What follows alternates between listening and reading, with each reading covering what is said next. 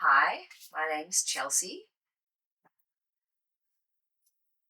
I am a hyper-realistic doll artist from Melbourne.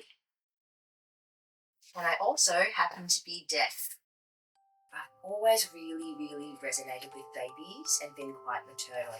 I think I've always wanted to have a doll that looks like a real baby. I've always enjoyed baby clothes and dressing them up. One day, when I was about 11, I was browsing online on eBay and I saw a reborn baby pop up and I thought, oh my goodness, that looks like a real baby. And I've said, Mum, please come have a look at this baby doll. I really want it. So I was trying to convince Mum to buy it for me. I think that was the start of my interest. So Reborn Dolls are hyper-realistic baby dolls. Originally, they're sculpted from clay, and then they are worked on with a vinyl kit.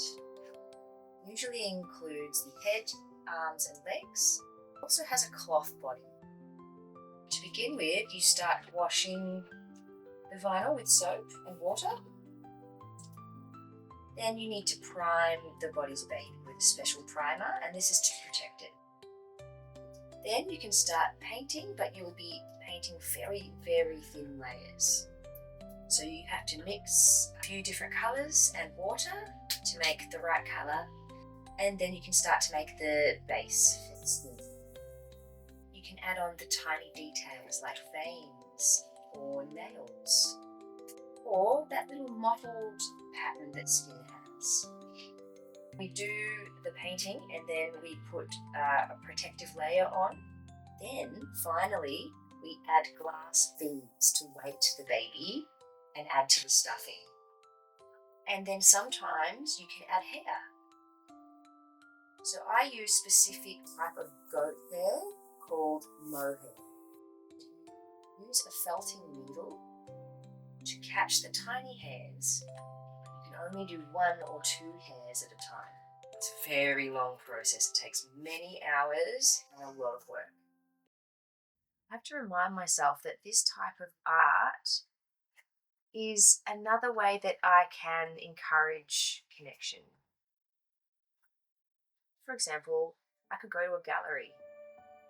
I could go and see a painting on a wall.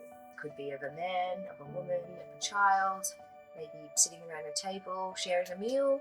And most people might walk past that simple painting or just, not care about it at all, but that one person will really resonate with it and it will impact them profoundly. They'll have an emotional connection to it.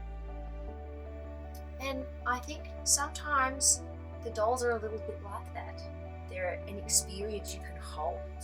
You can have an emotional, visceral reaction from. So that's how I think it's different to usual art.